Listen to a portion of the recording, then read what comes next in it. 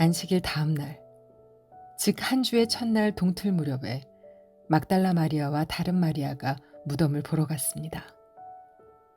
그때 강한 지진이 일어나고 하나님의 천사가 하늘에서 내려왔습니다. 그 천사는 돌을 굴려 치우고 그 위에 앉았습니다. 그 모습은 번개와 같았고 옷은 눈처럼 희었습니다. 경비병들이 그 천사를 보고 두려워 떨었고 마치 죽은 사람처럼 되었습니다. 천사가 그 여자들에게 말했습니다.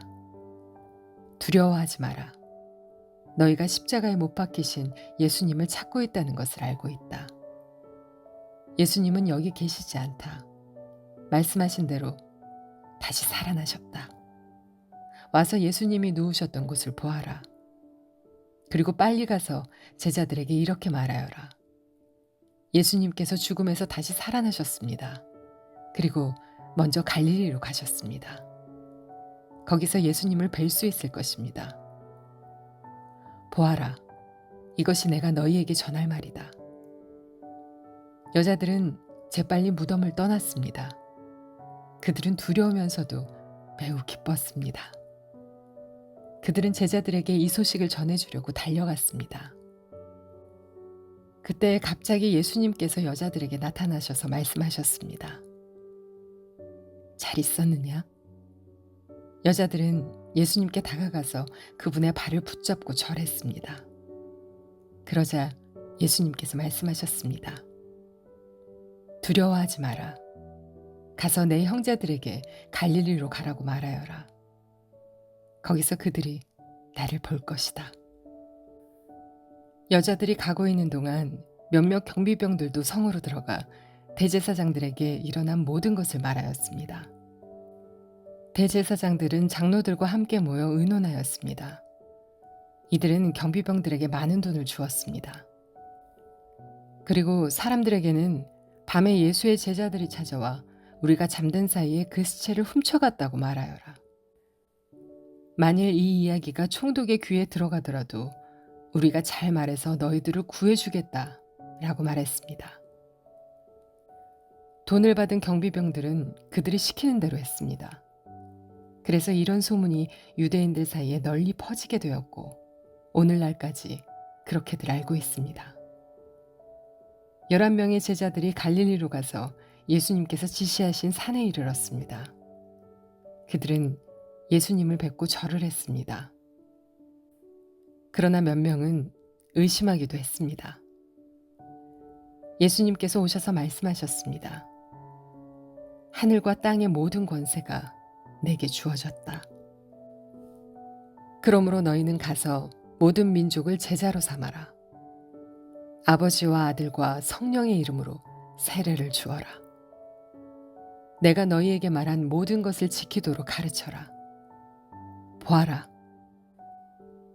내가 너희와 세상 끝까지 항상 함께 있겠다. 마가복음. 하나님의 아들이신 예수 그리스도의 복음은 이렇게 시작되었습니다. 이사야 예언자의 글에 이렇게 쓰여 있습니다. 보아라, 내가 내 앞에 사자를 보낸다. 그가 내 길을 준비할 것이다. 광야에서 외치는 자의 목소리가 들린다. 주님의 길을 준비하여라. 그분의 길을 곧게 펴라. 세례자 요한이 광야에 나타나서 죄 용서를 위한 회개의 세례를 선포하였습니다. 그래서 온 유대 지방 사람들과 예루살렘 사람들이 요한에게 나아갔습니다.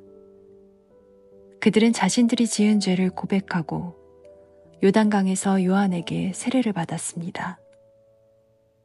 요한은 낙타털로 만든 옷을 입고 허리에는 가죽띠를 띠고 메뚜기와 들꿀을 먹었습니다. 요한은 사람들에게 이렇게 선포하였습니다. 나보다 더 강하신 분이 내 뒤에 오신다.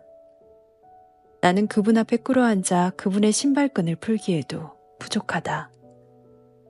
나는 너희에게 물로 세례를 주지만 그분은 너희에게 성령으로 세례를 베풀 것이다. 그때 예수님께서 갈릴리에 있는 나사렛 마을에서 요단강으로 오셔서 요한에게 세례를 받으셨습니다. 예수님께서 물에서 나오실 때 하늘이 열리는 것을 보셨습니다. 그리고 성령님께서 비둘기처럼 자신에게 내려오는 것을 보셨습니다. 하늘에서 너는 내 사랑하는 아들이다. 내가 너로 말미암아 매우 기쁘다. 라고 말하는 소리가 들렸습니다. 곧 성령님께서는 예수님을 광야로 내보내셨습니다. 예수님께서는 40일 동안 광야에서 사탄에게 시험을 받으셨습니다. 그때 들짐승들과 함께 계셨는데 천사들이 와서 예수님을 돌보아 드렸습니다. 요한이 감옥에 갇힌 뒤 예수님께서는 갈릴리로 가셔서 하나님의 복음을 전하셨습니다. 예수님께서는 때가 되었다. 하나님의 나라가 가까이 왔다. 회개하고 복음을 믿어라. 하고 말씀하셨습니다. 예수님께서 갈릴리 호숫가를 지나시다가 시몬과 그의 동생 안드레를 보셨습니다. 그들은 어부였는데 호수에 그물을 던지고 있었습니다. 예수님께서 나를 따르라. 내가 너희를 사람을 낚는 어부로 삼겠다. 하고 말씀하셨습니다. 그러자 시몬과 안드레는 얼른 그물을 놔두고 예수님을 따랐습니다. 예수님께서 조금 더 가시다가 세베대의 아들 야고보와 그의 동생 요한을 보셨습니다. 그들은 배에서 그물을 깃고 있었습니다. 예수님께서 그들을 부르시자 그들은 아버지 세베대와 일꾼들을 배에 남겨두고 예수님을 따라 나섰습니다. 예수님과 제자들이 가버나움으로 가셨습니다. 안식일에 예수님께서 회당에 들어가셔서 가르치기 시작하셨습니다. 거기에 있는 사람들이 예수님의 가르침을 듣고 놀랐습니다. 그것은 율법학자들과는 달리 예수님께서는 권위 있는 분처럼 가르치셨기 때문입니다. 회당에 더러운 귀신이 들린 사람이 있었습니다. 그가 소리쳤습니다. 나사렛 예수여, 당신과 우리들이 무슨 상관이 있습니까? 우리를 없애려고 오셨습니까? 나는 당신이 누군지 압니다. 바로 하나님께서 보내신 거룩한 분입니다. 예수님께서 조용히 하고 그 사람에게서 나가거라 하시며 그를 꾸짖었습니다. 그 더러운 귀신이 그 사람에게 발작을 일으켰습니다. 그리고 큰 소리를 지르면서 그 사람에게서 나왔습니다. 사람들은 모두 놀라서 이게 어찌 된 일이냐? 이것은 권위가 있는 새로운 교훈이다. 저 사람이 더러운 귀신에게 명령을 하니 그것들이 복종하는구나. 라고 하며 자기들끼리 서로 물었습니다. 그래서 예수님에 대한 소문이 갈릴리 모든 곳으로 빠르게 퍼져나갔습니다.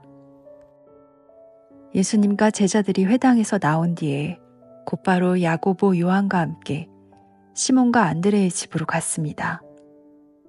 시몬의 장모가 열이 나서 누워 있었습니다. 사람들이 바로 이 사실을 예수님께 말씀드렸습니다. 예수님께서 시몬의 장모에게로 가서 손을 잡고 일으켜 세우셨습니다. 그러자 바로 열이 내렸습니다. 시몬의 장모는 예수님을 섬겼습니다. 그날 저녁 해가 지자 사람들이 모든 병든 사람과 귀신 들린 사람들을 예수님께 데리고 왔습니다. 온 마을 사람들이 문 앞에 모여들었습니다. 예수님께서는 온갖 환자들을 다 고쳐주셨습니다. 그리고 많은 귀신들을 내쫓으셨습니다. 예수님께서는 귀신들에게 아무런 말도 하지 못하도록 하셨습니다. 그것은 그들이 예수님이 누구신지 알고 있었기 때문이었습니다. 어둠이 채 가시지 않은 아침에 예수님께서 일어나셨습니다. 그리고 조용한 곳으로 가셔서 기도하셨습니다. 시몬과 그의 친구들이 예수님을 찾으러 왔습니다. 그들은 예수님을 찾자 모든 사람들이 선생님을 찾고 있습니다. 라고 말했습니다. 예수님께서 대답하셨습니다. 근처에 있는 다른 마을로 가자. 거기서도 내가 전도할 것이다. 내가 바로 그것을 위해서 왔다. 예수님께서는 갈릴리 모든 곳을 다니셨습니다. 회당에서 말씀을 전하시고 귀신들을 내쫓으셨습니다. 어떤 문둥병 환자가 예수님께 와서 무릎을 꿇고 간청했습니다. 선생님께서 원하시면 저를 깨끗하게 하실 수 있습니다. 예수님께서 그 사람을 불쌍히 보셨습니다. 그래서 손을 내밀어 그를 만지시며 말씀하셨습니다. 내가 원하니 깨끗해져라. 그러자 바로 문둥병이 떠나고 그가 나았습니다. 예수님께서 그에게 단단히 이르시고 보내셨습니다. 아무에게도 이 일을 말하지 마라. 다만 가서 제사장에게 내 몸을 보여주어라. 그리고 내가 깨끗해진 것에 대하여 모세가 명령한 예물을 드려서 사람들에게 증거로 삼아라. 그러나 그 사람은 가서 이 사실을 주저하지 않고 말하여 소문을 냈습니다. 그래서 예수님께서는 마을에 드러나게 들어가실 수 없을 정도가 되었습니다. 예수님께서는 사람이 없는 곳에 머무셨습니다. 그래도 사람들은 예수님이 계신 곳이라면 어디든지 상관하지 않고 사방에서 몰려들었습니다. 며칠 뒤에 예수님께서 가버나움으로 돌아오셨습니다. 예수님께서 집에 계시다는 소문이 퍼졌습니다. 그러자 많은 사람들이 모여들어 가득 찼습니다. 심지어 문 밖에서도 서 있을 곳이 없었습니다. 예수님께서 그들에게 말씀하셨습니다. 4명의 사람들이 예수님께 중풍병 환자를 데리고 왔습니다. 이들은 사람들 때문에 예수님께 들어갈 수가 없었습니다. 그래서 예수님이 계신 곳에 지붕을 뜯어냈습니다. 이들은 뚫어낸 구멍으로 중풍병 환자가 누워있는 침상을 아래로 내렸습니다. 예수님께서 이 사람들의 믿음을 보시고 중풍병 환자에게 말씀하셨습니다. 아들아, 내 죄가 용서되었다. 마침 거기에 율법학자 몇 명이 앉아 있었는데 마음속으로 생각했습니다. 어떻게 이 사람이 저런 말을 하는가? 하나님을 모독하고 있구나. 하나님 외에 누가 죄를 용서할 수 있다는 말인가? 예수님께서 이 율법학자들이 속으로 생각하는 것을 곧 영으로 아셨습니다. 그래서 그들에게 말씀하셨습니다. 어째서 너희가 마음속으로 그런 생각을 하고 있느냐? 이 중풍병 환자에게 내 죄가 용서되었다 라고 말하는 것과 일어나서 침상을 가지고 걸어라 하고 말하는 것 중에 어느 것이 더 쉽겠느냐? 그러나 인자가 세상에서 죄를 용서할 수 있는 권세가 있다는 것을 너희에게 보여주려고 그랬다.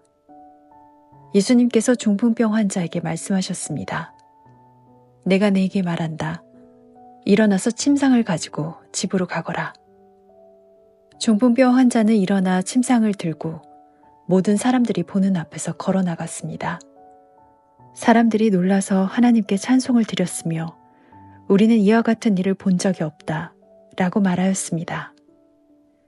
예수님께서 다시 호수로 가셨습니다. 많은 사람들이 예수님께 나아왔고 예수님께서는 그들을 가르치셨습니다.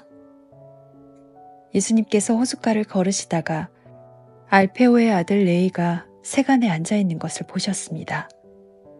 예수님께서 그에게 말씀하셨습니다. 나를 따라오너라. 그러자 레이가 일어나서 예수님을 따랐습니다. 예수님께서 레이의 집에서 식사를 하고 계실 때였습니다. 여러 세리들과 죄인들이 예수님과 그 제자들과 함께 식사를 하고 있었습니다. 왜냐하면 이런 사람들이 예수님을 많이 따랐기 때문입니다. 바리새파 율법학자들이 예수님께서 세리들과 죄인들과 함께 식사하시는 것을 보고 제자들에게 물었습니다. 어째서 너희 선생님은 세리와 죄인들과 먹고 마시느냐? 예수님께서 이 말을 들으시고 그들에게 말씀하셨습니다. 건강한 사람에게는 의사가 필요 없고 병든 사람에게 의사가 필요한 것이다. 나는 의로운 사람을 부르러 온 것이 아니고 죄인을 부르러 왔다. 요한의 제자들과 바리새파 사람들은 금식을 하였습니다. 사람들이 와서 말했습니다.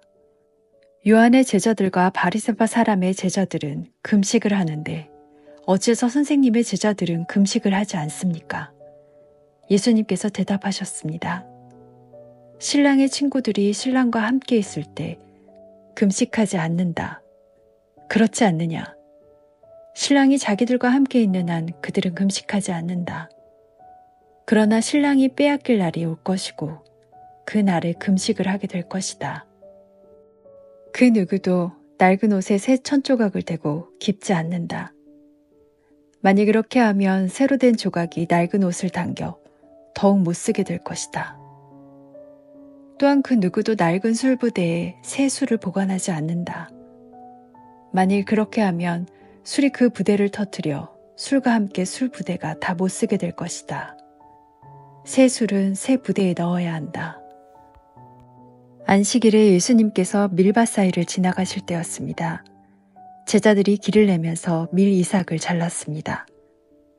바리새파 사람들이 예수님께 말했습니다. 보십시오. 어째서 선생님의 제자들은 안식일에 율법을 어깁니까? 예수님께서 대답하셨습니다. 다윗과 그 부하들이 배가 고파 먹을 것이 필요했을 때 다윗이 어떻게 했는지 읽어보지 않았느냐? 아비아달 대제사장 때에 다윗이 하나님의 집에 들어가서 하나님께 바친 빵을 먹었다.